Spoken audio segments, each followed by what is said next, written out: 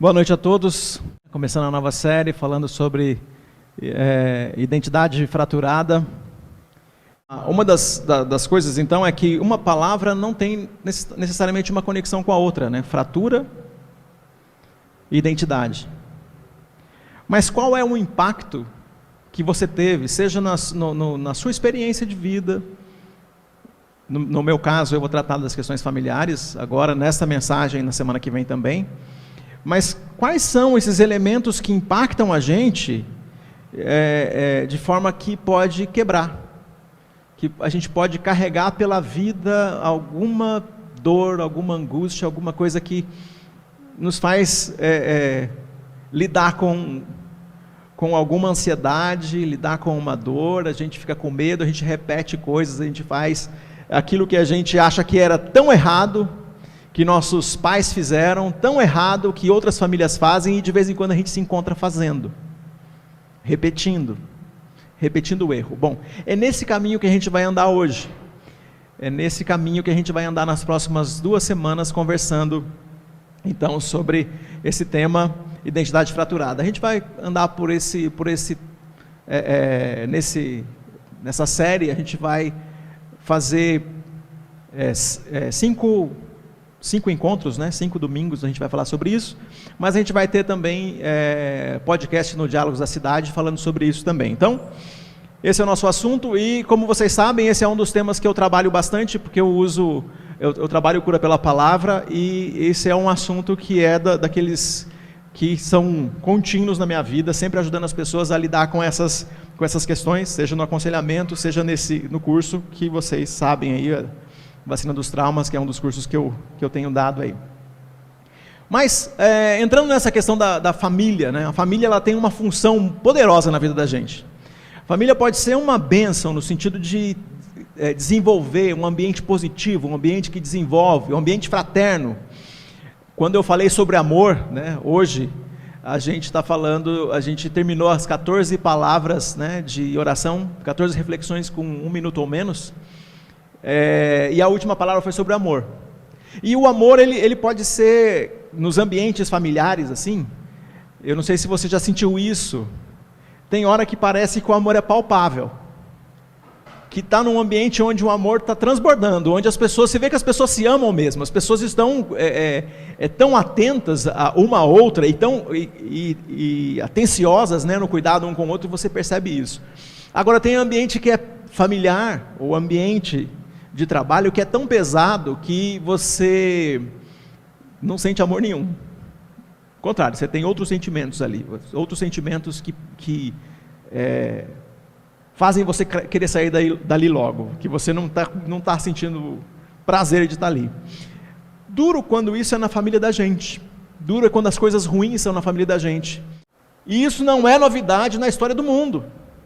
Aliás, a gente tem muitas histórias ruins de família, muitas histórias tristes de família, a gente tem tragédias familiares. Se você olhar nas notícias da semana passada, você vai encontrar informações de tragédias familiares, na semana passada. E se você ficar atento, essa semana terão novas tragédias familiares. Então, gente infeliz com a família é comum. Tragédias familiares, infelizmente, também. Então, eu queria que você pensasse nessas coisas, né? Alguns mitos sobre a família. A gente já falou sobre isso aqui, mas eu queria que você considerasse isso como parte do que quero falar. A ideia do foram felizes para sempre é uma coisa que contamina demais a gente. É um contaminante, é uma coisa ruim. A gente, quando cresce, a gente cresce ouvindo aquelas histórias que tem a ver com contos de fada. E para ser feliz, não feliz para sempre, para ser feliz, a relação é construída. Para ser feliz, tem que ser intencional. Para ser feliz, querendo ser feliz, o casal querendo ser feliz, a família querendo ser feliz, dá trabalho. Então imagina que tem gente que quer ser feliz sem ter trabalho. Isso é impossível. Você nunca será feliz sem trabalhar pela felicidade. Você precisa estar ativo nessa relação de construção de felicidade. Então significa que vai ter processos que você vai ter que entrar. Então, o foram felizes para sempre é um mito. E é um mito que a gente se relaciona com ele o tempo todo. Tem a ver com a novela que a gente assistiu. tem a ver com amor de mãe. É um mito que a gente gosta de ver. A gente quer ver o final feliz, ou o final trágico daquele que é o vilão. A gente quer ver o mito funcionando. A gente quer viver nesse mundo paralelo que o Pedro falou aqui. Esse mundo paralelo que eu não tenho medo quando o elevador para, que eu não tenho medo quando a luz apaga, que eu não tenho medo de altura. Esse mundo paralelo que eu não tenho mais medo de nada. Esse mundo paralelo onde tudo funciona. E o mito do ser feliz para sempre é esse lugar onde tudo funciona. Tudo funciona sem eu trabalhar. Tudo funciona sem eu me esforçar. E a gente vai vendo gente que está adoecida por acreditar no mito, e a gente acredita mais no mito da família perfeita do que naquilo que Deus pode fazer para restaurar nossas famílias. Olha só, nós acreditamos em Deus Todo-Poderoso, que faz tudo o que Ele faz. Ele cria o mundo, Ele cria o homem, Ele cria a primeira família, e de lá, tudo que Ele vem criando, Ele vem realizando, Ele vem de uma forma poderosa, fazendo muito pela humanidade. Baixa um pouquinho o retorno, por favor. Ele vem fazendo muito pela humanidade, ele vem cuidando da história da humanidade, e aí a gente sabe que ele é poderoso para fazer tudo isso. Ele manda Jesus para nos salvar, então ele cria um povo, através desse povo ele manda Jesus para nos salvar. Depois que Jesus nos salva, ele manda o Espírito Santo para ajudar a gente no dia a dia, e a gente acredita em tudo isso. A gente só não acredita que Deus é poderoso para resolver nossas crises familiares. Nós acreditamos no mito da família perfeita, mas nós não acreditamos que Deus é poderoso para resolver nossos problemas. E a gente vai vendo essas crises aí. Então, a gente vê muito casamento começando bem e terminando mal. A gente vê que a tradição familiar que a gente traz, parte da tradição familiar, então tem um montão de coisa que tem a ver com tradição familiar. O jantar de Natal, ou a ceia de Natal, os aniversários, as festas, são tradições familiares. Mas, infelizmente, tem algum momento que a tradição familiar tem a ver também com mágoa, tem a ver com dor. Tem famílias que carregam a tradição familiar, como parte da tradição familiar, a mentira, o engano, a traição, o ódio, a vingança. E aí você fala, não é possível que eles façam... E eu vou contar uma história para vocês que fala disso. E a gente não é raridade encontrar famílias que iniciaram com amor, mas foram destruídas pelas próprias mãos de quem deveria ser aquele que carrega a família. O homem, o pai, a mãe, a mulher, destrói com as próprias mãos aquilo que custou muito para construir. Então a nossa tradição familiar pode trazer crises por gerações. Questões não resolvidas, questões difíceis, não são enfrentadas por gerações. Aquelas histórias que tem na sua família que você não vai contar no primeiro momento. Aquelas histórias ruins que a sua família tem, que você vai esconder, que você vai guardar, que tem a ver com agressão, que tem a ver com traição, que tem a ver com mentira. Aquelas histórias que elas ficam bem guardadas, e só quando aparece alguém que é mais corajoso, e geralmente é aquele que é o mais rebelde, que tem coragem de falar aquele montão de coisas num dia que ele explode, num dia que ela explode. Mas o que nós fazemos? A gente isola aquele que tem coragem de falar, para a gente não tratar o assunto, a gente coloca isso na gaveta, a gente coloca isso no armário, a gente esconde em algum lugar para a gente não enfrentar. Isso acontece mais do que a gente gostaria. Então eu queria que você considerasse, enquanto a gente fala, como é a sua família? Tem coisas ruins que você nunca vai repetir, que você nunca quer repetir? Você consegue ver onde seus pais erraram e você decidiu que você não vai errar? Quando você tiver a sua família, ou agora que você já tem? Como está seu casamento? Teu casamento é aquilo que você sonhou? Você acreditou no mito? Né? Você descobriu que o teu marido não é nada daquilo? Não é? Você casou pensando, ele não é tudo aquilo, mas aí descobriu que não é nada daquilo, né? Porque o marido não é tudo aquilo, é uma coisa. Agora, quando você descobre que ele não é nada daquilo, aí ele desceu mesmo lá no último degrau. Você descobriu isso? Que a tua esposa, aquela pessoa de quem você esperava que ela fosse comprometida com o casamento, ela é comprometida, mas não do jeito que você queria, porque você, infelizmente, estava esperando encontrar a sua mãe, uma repetição da sua mãe. Você olhou para o espelho invertido, e você queria que a sua esposa fosse uma repetição da sua mãe. Acontece bastante. Como está a sua família? Como você está?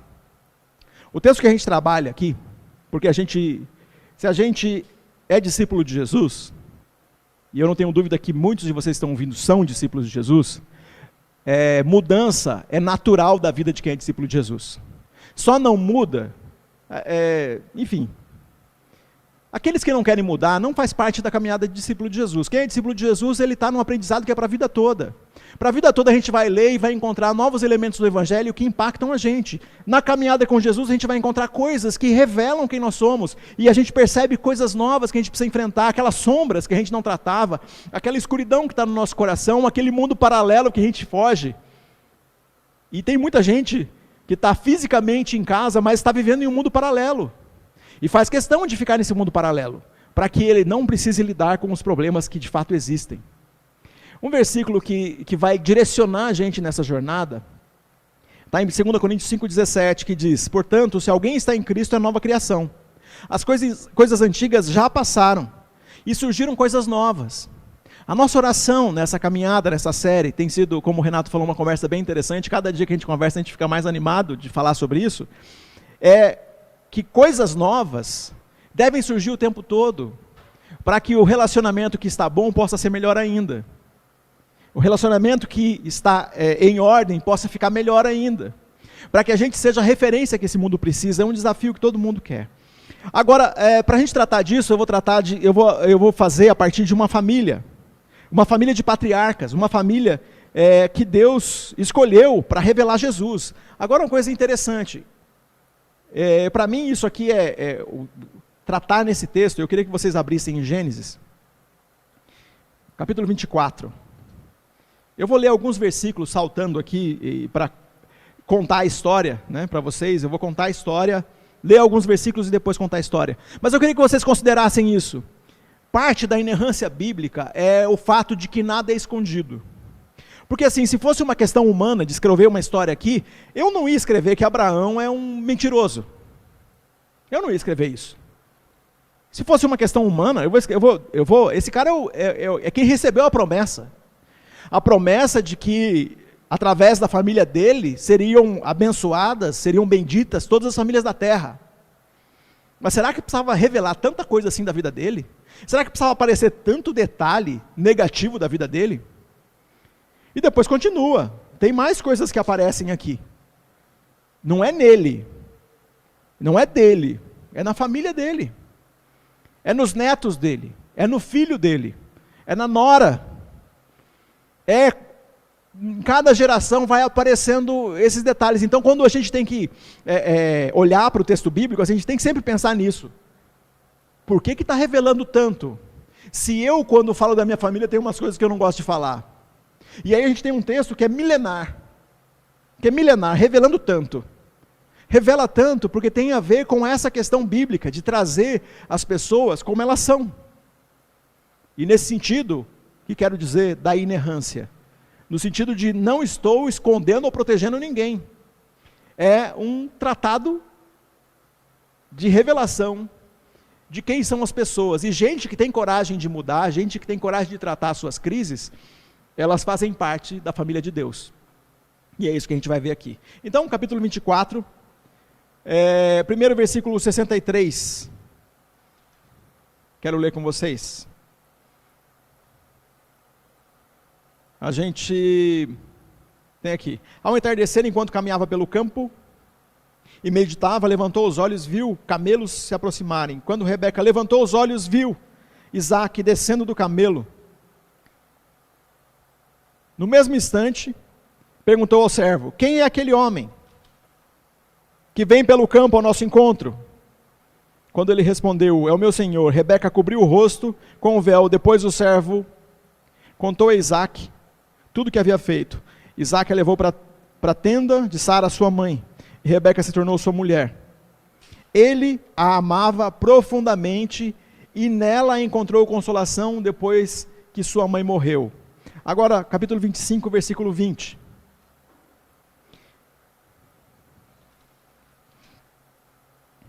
Versículo 20. Quando Isaac tinha 40 anos, casou com Rebeca, filha de Betuel, o arameu, de Padã Arã, irmã de Labão, o arameu. Isaac orou ao Senhor em favor da sua mulher, pois ela não podia ter filhos. O Senhor ouviu a oração de Isaac e Rebeca ficou grávida de gêmeos. Os dois bebês lutavam um com o outro no ventre da mãe, de modo que ela consultou o Senhor a esse respeito. Por que isso está acontecendo comigo? Perguntou ela. O Senhor respondeu, os filhos em seu ventre se tornarão duas nações. Desde o começo elas serão rivais, uma nação será mais forte que a outra, e seu filho mais velho servirá ao mais novo. O texto continua. Quando chegou a hora de dar à luz, Rebeca descobriu que de fato eram gêmeos. O primeiro a nascer era ruivo e coberto de pelos, por isso chamou de Esaú. Depois nasceu o outro gêmeo, com a mão agarrada ao calcanhar de Esaú, por isso o chamaram de Jacó. Isaac tinha 60 anos quando os gêmeos nasceram. Capítulo 26, versículo 7. É uma novela, gente, é uma saga, tem muita história aqui.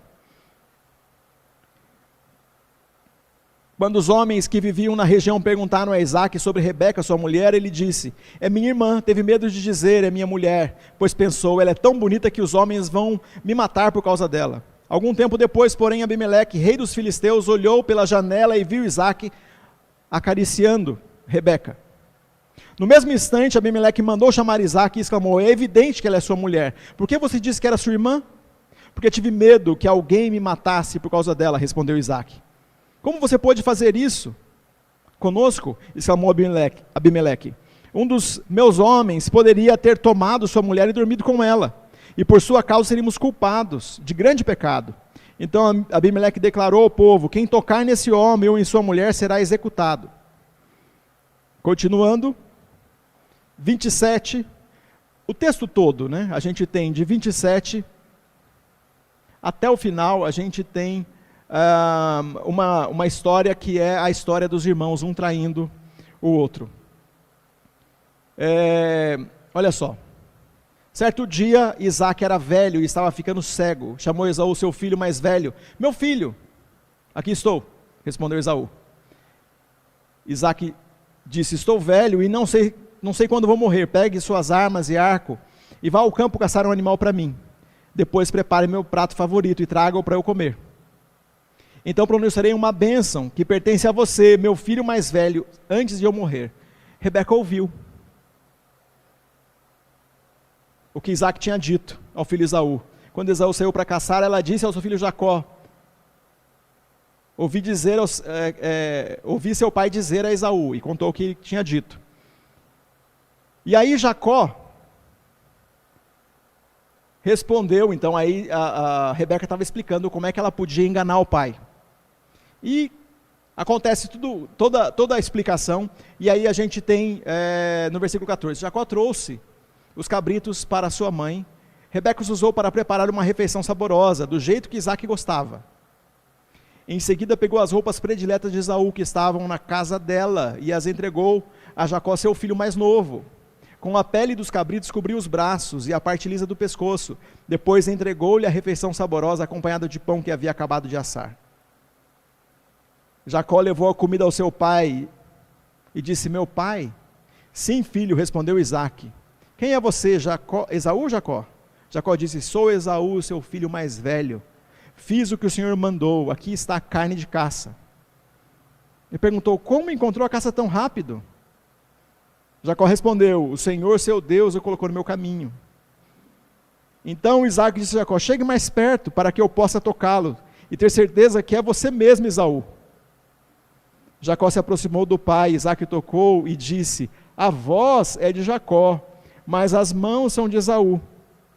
E o texto continua, o pai em dúvida e sendo enganado por Jacó.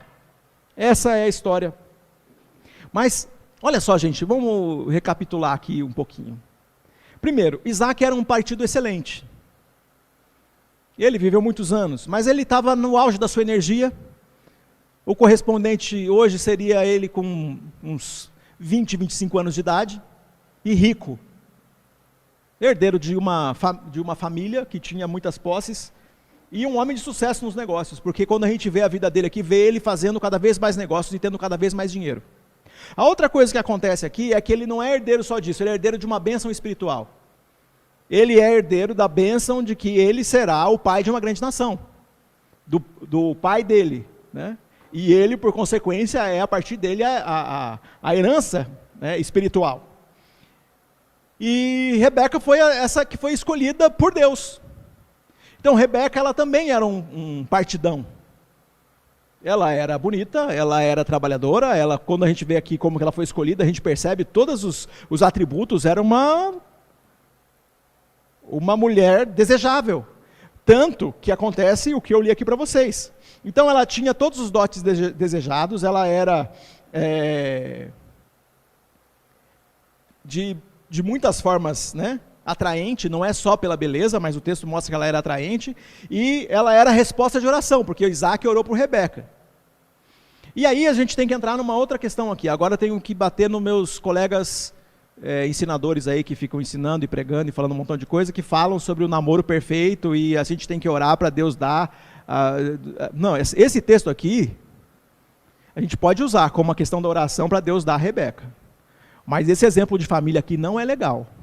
Tá bom? Vamos deixar aqui uma coisa importante. Porque se você olha para essa história aqui, você vai ver que essa história ela é muito, muito estranha. E essa família, então, ela é ameaçada por uma falta de transparência terrível. Terrível. Porque olha só, Isaac soube da história que o pai, em duas vezes, né, o pai dele, Abraão, 2 vezes mentiu, dizendo que a Sara, a mãe de Isaac, ela era irmã do pai. Em 2 momentos aconteceu isso. Então, o que acontece? Desde da outra família, desde o outro núcleo familiar, desde o pai, do que seria, então, o vô e a avó de Esaú e Jacó, já tinha uma mentira ali rolando. O pessoal já tinha visto a mentira acontecer. Os servos já tinham visto, as pessoas conheciam isso. E aí, quando acontece essa falta de transparência, porque em dado momento eles vão para uma região onde a gente tem Isaac mentindo. Isaac dizendo que, vamos falar aqui, para esse grupo aqui, que você é minha irmã. E Rebeca então se passa por irmã, porque ele fica com medo, né, de que ele seja assassinado. Então olha só o que acontece. Quando nós olhamos para esse tipo de situação, a gente vê o seguinte: todo o amor que Rebeca tinha por esse homem, quando esse homem mente, ela percebe o caráter que ele tem. Então ela percebe que aquele homem não é tudo isso. E quando continua andando com ele, vai descobrindo que ele não é nada disso. Então alguém que se perde, a mentira vai sendo descoberta, e ele vê assim quando Isaac pensou em si, ele usou a mulher dele como objeto. E quando um homem, mesmo casado com a sua mulher, usa a sua mulher como objeto, nesse caso, ela foi usada como objeto para se proteger. Então ele desrespeita Rebeca e coloca Rebeca numa vitrine, de forma que ela é desejada pelos homens da cidade. Então os homens da cidade olham para Rebeca e começam a desejar a mulher dele. Então ele coloca ela para todo mundo olhar e desejar a mulher dele. E desejando a mulher dele, façam negócios com ele, com Isaac, como se, pensando, eu vou ter, quem sabe eu tenho uma chance, e Isaac vai deixar eu casar com a irmã. Só que ele começa a fazer negócios usando a mulher.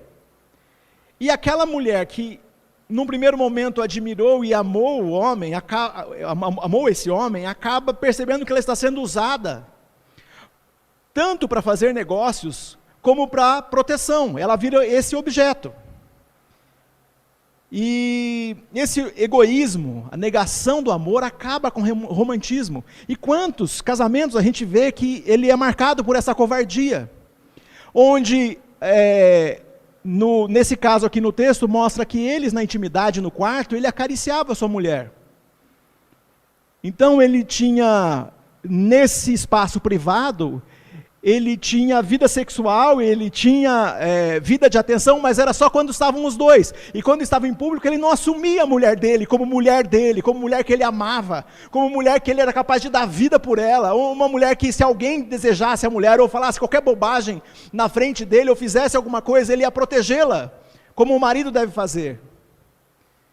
Imagina que nesse ambiente essa mulher recebeu, ouviu, foi falado dela, foi criado situações constrangedoras e ele ficou ali aceitando essa situação constrangedora, gracejo, romance possível e um montão de conversa como se fosse possível ela se casar com outro homem, porque se não fosse tão grave desse jeito, esse rei, o Abimeleque, não ia falar com ele. Você está maluco? Como você pode fazer uma coisa dessa? E se algum dos meus homens tomam ela como mulher? Ele só falou isso porque de fato era muito possível isso acontecer. Então quando a gente vê isso aqui, quando um homem usa uma mulher, e olha gente, isso é numa condição familiar de casamento. Alguns homens estão casados e a sua mulher é usada como um objeto. Ela não é a mulher que é reconhecida em todos os lugares. Ela não é a mulher que é reconhecida e de quem é dito, eu amo essa mulher, de quem é dito, essa é a mulher da minha vida. Isso só é dito cochichado, falado baixo, falado no quarto, falado escondido. Era isso que estava acontecendo aqui. Esse medo lança fora o amor, porque o amor lança fora todo medo. O medo lança fora o amor. O medo de Isaac lançou fora o amor. Acabou com o romance. E alguns de nós vimos isso acontecer na nossa casa. Nós vimos o amor dos nossos pais sendo jogado no lixo. Vimos nossas mães sendo abusadas, sendo usadas como objeto. Nós vimos nossas irmãs sendo abusadas e usadas como objeto. Nós vimos nossas primas, nossas amigas sendo abusadas e usadas como objeto. Objeto sexual, objeto de proteção, objeto de aventura, objeto de romance, objeto de uma vida paralela.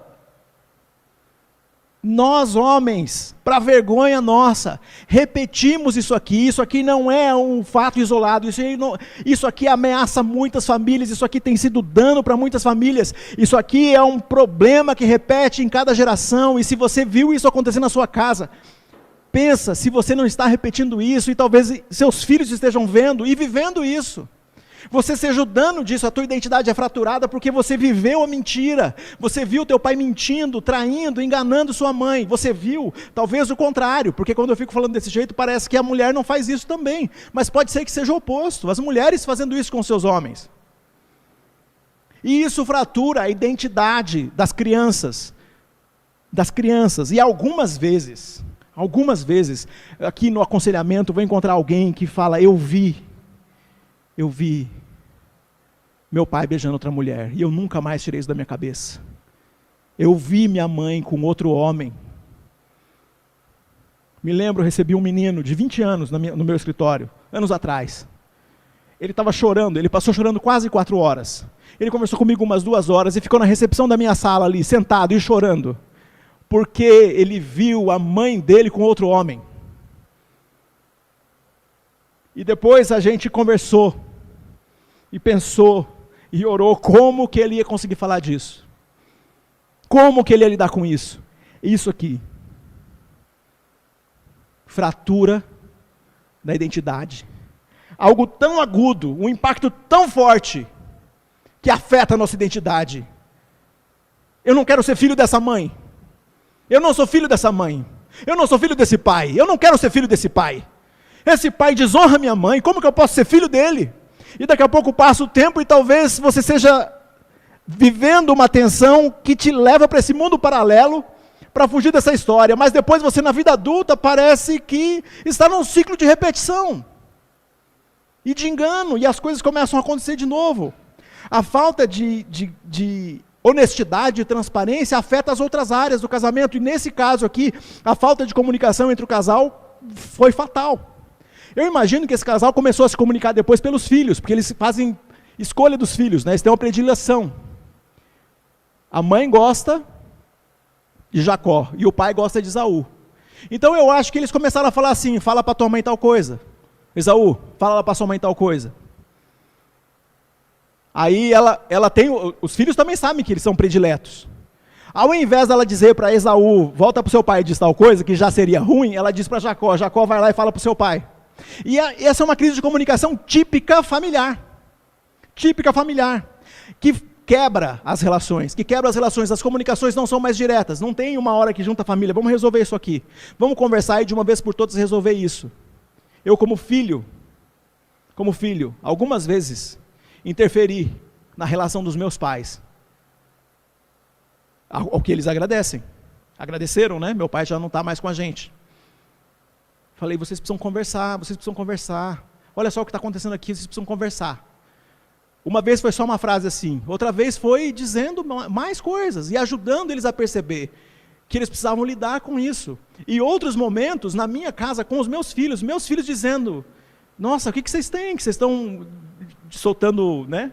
Soltando raio. Nossos filhos fazendo isso, por que que os filhos fazem isso comigo? Porque eu faço isso com eles, e isso é uma rotina familiar, porque nós todos queremos que todos estejam bem, e a falta de comunicação era clara nessa relação. A falta de sabedoria na criação dos filhos também é destrutivo, completamente destrutivo. A gente tem filhos prediletos, se tem filhos prediletos, então a gente sabe o que vai acontecer. O pior presente que Esaú recebia era da mãe, e o melhor presente era do pai. E o pior presente que Jacó recebia era do pai, e o melhor era da mãe. E eles colocam os filhos, o filho é bênção, mas se o filho é um meio de guerra, acabou a família. A família não existe mais. Essa família aqui estava dividida, estava separada, os filhos separados, os pais separados. O problema de Rebeca era um problema familiar. Nós vamos continuar conversando sobre isso na semana que vem.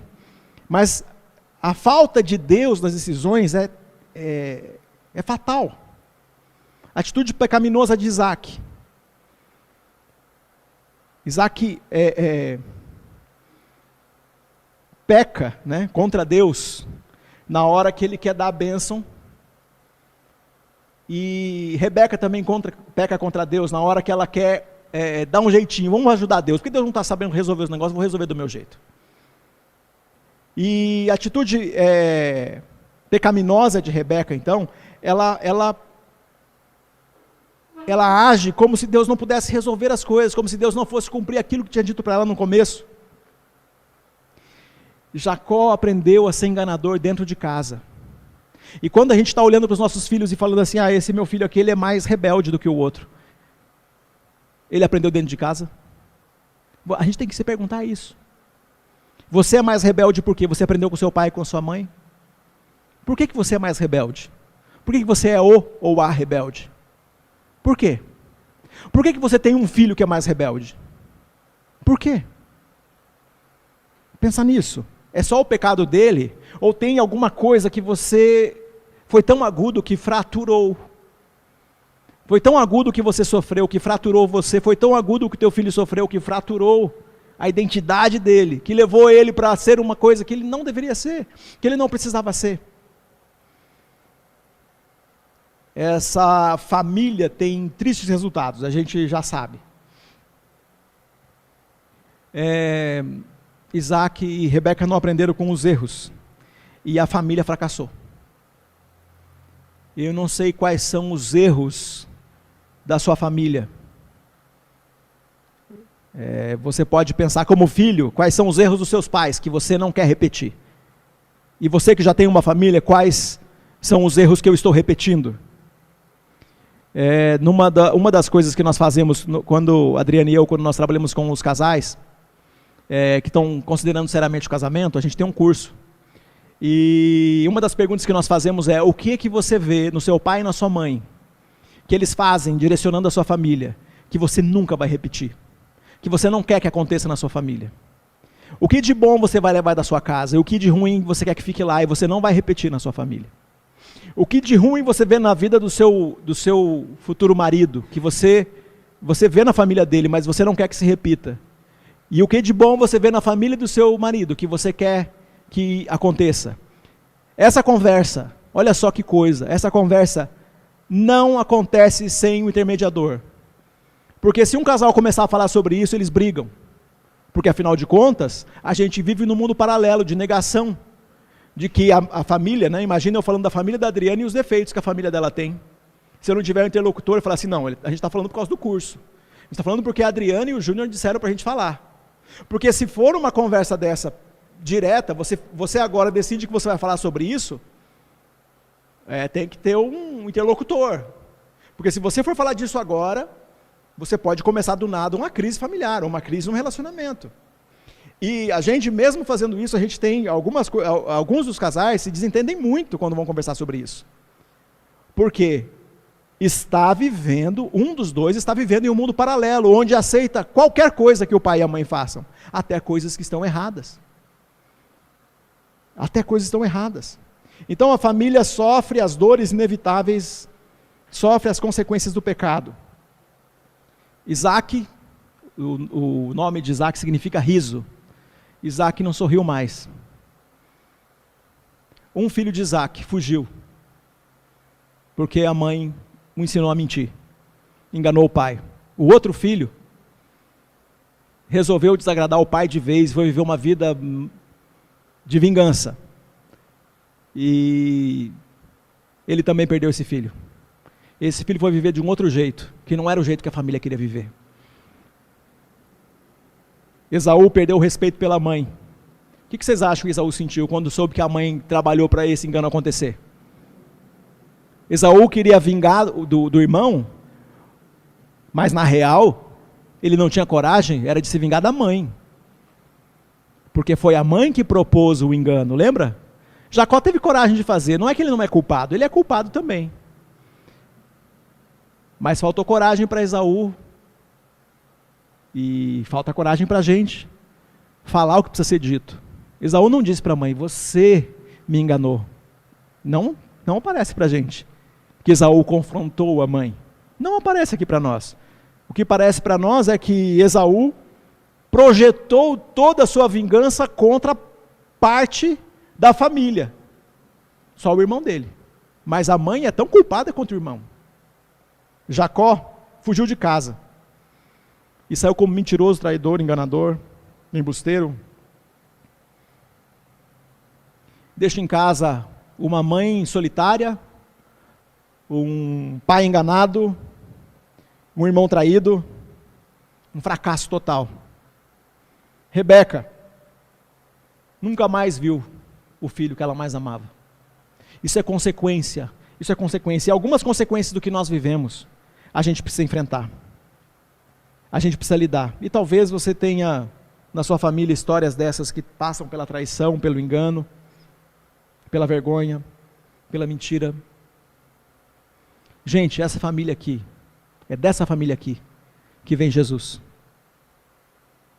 É desta família. Esta família.